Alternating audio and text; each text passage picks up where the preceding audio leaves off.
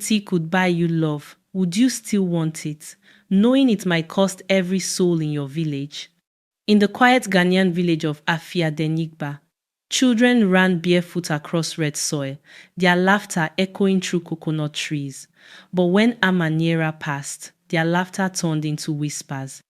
She was 22, gentle-faced, but her head was smooth like polished stone. Since birth, not a single strand of hair had grown. Women mocked her. A woman without hair is not a woman, they said. Amma would smile weakly, though her heart ached. Only Obeng, her childhood friend, defended her. Beauty lives in the heart, he'd say, but she barely believed him anymore. Every night, Amma stared at the moonlit water, praying, God, even one breed. Just one. But her prayers went unanswered until that stormy evening when a strange wind blew through the village, carrying with it the smell of money and mystery. Thunder rolled across the sky as the villagers gathered near the palm grove. Out of the darkness came a horse-drawn carriage, shining unnaturally bright. A tall old man dressed in white stepped down, his silver staff glowing faintly. He smiled, but his eyes held something ancient. Who lives here? He asked in a deep voice. When Amma approached, he stared at her bald head and chuckled softly. Ah, the one without glory. Amma's heart pounded. Who are you? He smiled again, a giver of beauty. The villagers gasped as he opened a golden box filled with shining black strands of hair that moved like water. With this, he said, you will never be mocked again. Amma's breath caught. At what cost? The old man's grin widened. Only 10 million cedis each day. Fail, and your beauty will turn to sorrow.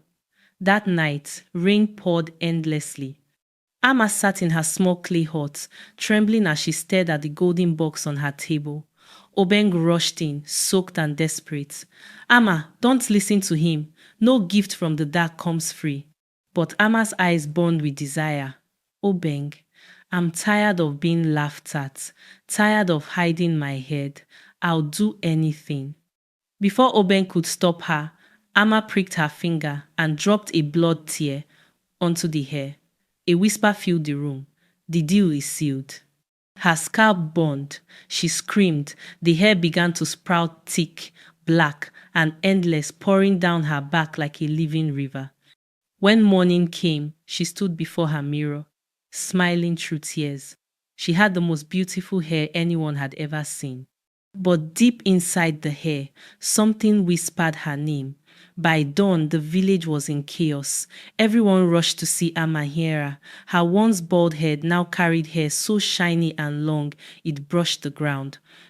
Eh, the gods have blessed her, women shouted. She is a queen. Amma's beauty drew attention from every man in the village. Market women gave her free food. Elders called her the chosen. For the first time, Amma felt seen, loved, admired. She began to wear golden clothes and jewelry, her hair braided in 10 long strands that shimmered like silk. She even built a small shop to spend her daily millions as the old man required. But Obeng watched her from afar. She's changing, he whispered. Her smile isn't hers anymore. That night, as Amma brushed her hair, it moved by itself and whispered, spend Amma or suffer. Amma's shop became the busiest in Afiadenigba. Every day, she spent her millions buying food, clothes, jewelry, and giving out money to anyone who asked. People called her Madam Blessing. But at night, her beauty became her curse. When the wind blew, her hair whispered like snakes in the dark. Spend or they die. She would wake up screaming, sweat dripping down her body, her hair tangled around her arms like ropes. She tried to tell Obeng, but he only shook his head. I warned you, Amma. That hair is alive. She laughed nervously. It's only stress. But deep down, she knew something was wrong. Her reflection in the mirror no longer smiled with her. It blinked when she didn't. And behind her, in the glass, she swore she saw the old man's face, smiling. 3 days passed. Amma forgot to spend her money just one day. That evening, the village grew cold, even though the sun was burning. Then a scream cut through the air. It was Ajoa, the gossiping woman who used to mock Amma. Villagers found her body near the river, her eyes wide open, her neck strangled by a single black strand of hair. Everyone whispered, "The gods are angry." Amma locked herself in her hut, crying, "It wasn't me." But her hair moved across the floor like crawling vines. "You broke the rule," it hissed. "Now pay." She fell to her knees, begging the old man's spirit to stop. But only laughter answered her. From that day, she never forgot to spend, yet every night the hair whispered louder, hungry, waiting for another mistake. One night, thunder struck the old tree near Amma's hut. As she ran outside, she saw him, the old man in white, standing under the lightning, his eyes glowing red. "You think beauty is free?" he said, his voice echoing through the ring. "You belong to the pact now." Amma's lips trembled. "Please, take back your gift." He chuckled. "I can't take what you begged for. Beauty is your master now." Obeng rushed out with a lantern, standing between them. "Leave her alone." The old man smiled. "Ah, the loyal fool. Don't worry, her beauty will feed me soon enough." Then he vanished into smoke. Amma fell to the ground, crying as Obeng held her. The air smelled like burnt herbs, and her hair was growing longer, darker, heavier, like a living curse tightening its grip. Weeks passed, and Amma tried to live normally, but her hair no longer obeyed her. It wrapped around her waist when she walked, slithered across her bed at night, and whispered people's names before they died. The villagers began to fear her. Children ran when they saw her shadow. "She brings death," they screamed. Amma stopped going to the market. She hid in her hut, talking to herself. "I didn't ask for this," she wept. "I just wanted to be loved." One evening, she cut a small strand and threw it into fire. It didn't burn. Instead, it screamed. The sound shook the whole hut. Obeng heard it and rushed in. "Amma, it's killing you. We must end this." Amma turned her eyes, now half red. "If I stop spending, people die. If I stop the hair, I die too." Amma went to the market to buy more goods, hoping to please the curse. But that day, her bag of money fell into the mud. By sunset, she had not spent a coin. That night, fire exploded through the market. Every shop she bought from went up in flames. People screamed her name. "Amma! Amma cost us." She ran out crying. "I didn't mean to." But her hair danced wildly, sparkling under the moon like living fire. It wrapped around the flames and spread them further. Obeng dragged her away from the chaos. "Look at what your desire has done," he shouted. Amma fell to her knees, shaking. "I can't stop it, Obeng. I can't." Behind them, the burning market spelt a warning in smoke. One day left. Desperate, Amma broke every mirror in her hut, but one remained. It showed her not as she was, but as something else, skin pale, eyes black, and her hair crawling like snakes. "Who are you?" she whispered. The reflection smiled. "You called me when you wished for beauty. I am the spirit of desire. I feed on pride." Amma screamed, "I don't want this anymore." The reflection laughed. "Then return what was given. Cut your hair if you dare." She reached for her knife, but her hair wrapped around her wrist, drawing blood. She dropped the blade, sobbing. Obeng burst in, shouting, "Amma, enough. You are stronger than this curse." Amma looked at him through tears. "Then help me, before it's too late." But outside, the wind whispered again. "Too late." Obeng stayed by Amma's side, refusing to leave her. "We'll end this together," he said firmly, tying her shaking hands. He picked up a sharp village knife, whispered a prayer, and moved closer. "Forgive me, Amma." But as he tried to cut the first strand, the knife snapped in half. The hair hissed and wrapped around his neck, choking him. Amma screamed, "Stop! Don't hurt him!" The hair loosened slightly, as if mocking her mercy. Obeng fell to the floor, coughing, his neck bleeding. Amma held his face, crying, "It won't let me go. It wants me alone." Outside, thunder struck again. The sky darkened even though it was midday. The villagers hid in their homes, whispering, "The cursed woman's end is near." But Amma didn't want to die, not yet. That night, Amma had a dream. She was standing beside the sacred lake of Afiadenigba. The water was still glowing silver. From beneath, she saw her reflection smiling, but it wasn't her. Then the old man rose from the water, half human, half smoke. "You wanted beauty," he said. "Now you must feed it." Amma stepped back. "What do you want from me?" He pointed to the village. "Every day you live, one soul must pay." Amma fell to her knees. "No!" He laughed, sinking back into the lake. "Cut your hair before the moon turns red, or it will cut you." Amma woke up screaming, gasping for air. Obeng held her tight. "What did you see?" She whispered. "I saw death coming for us all." That night, the sky turned strange. The moon glowed red like blood. The elders gathered, praying, burning herbs, but nothing changed. Amma sat outside her hut, her hair now dragging across the ground, heavier than her body.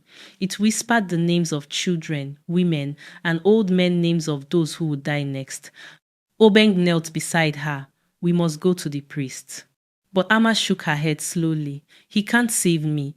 The gods are angry because I wanted to be like them." Suddenly, her hair lifted her into the air, swirling around her body like a storm. Her eyes turned white. "They want me to spend again," she said in a strange voice, "or they will take the whole village."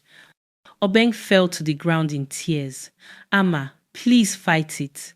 But she was already gone. By morning, word spread. The villagers gathered before the elders' huts. "She must leave," they shouted. "She's killing us." Obeng begged them. "She's cursed, not evil. Please, let's help her." But fear had already eaten their hearts. The chief stood, his voice firm. "Before sunset, she must be cast out."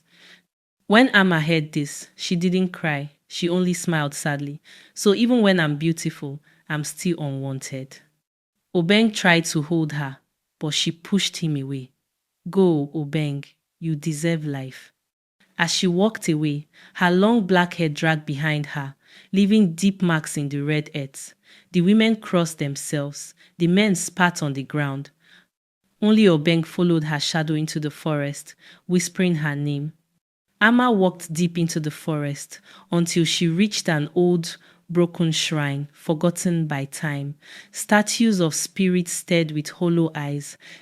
She fell to her knees and cried, "Spirits of the land, I beg you, take this curse from me."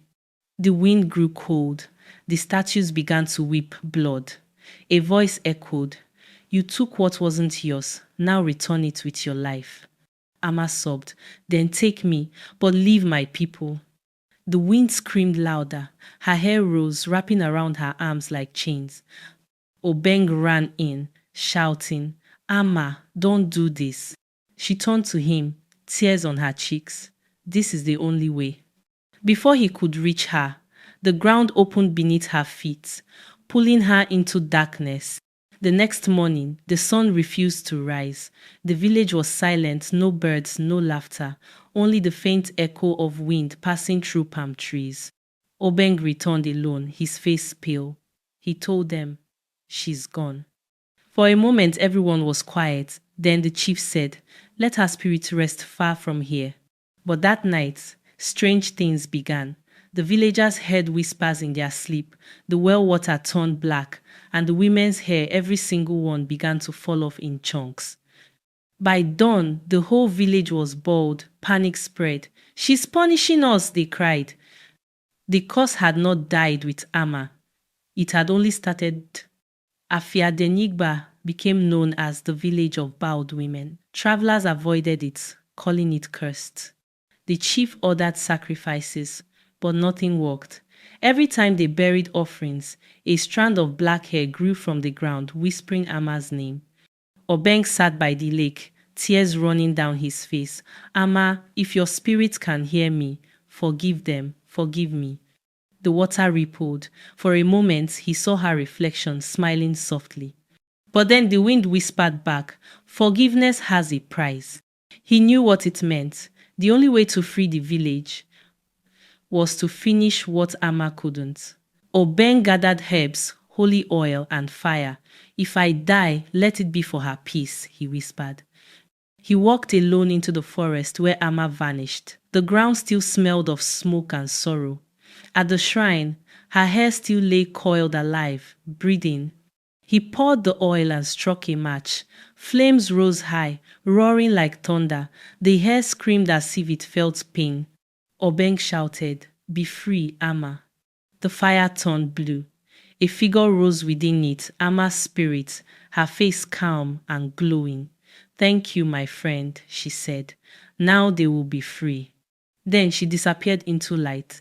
The forest fell silent. After Obeng's sacrifice, the first rain in weeks poured down. The villagers ran outside, crying, laughing, dancing under the sky. Their hair began to grow again, soft, clean, and free of the curse. The chief declared, "The gods have forgiven us." But when they looked for Obeng, he was nowhere to be found. Only his footprints led to the lake, and beside them, one glowing strand of Amma's hair floated on the water. The villagers built a small shrine there, where lovers and dreamers now go to pray for pure hearts and second chances. Years passed. Children grew up hearing the story of Nhyira, the girl whose desire for beauty destroyed and saved Afiadenigba.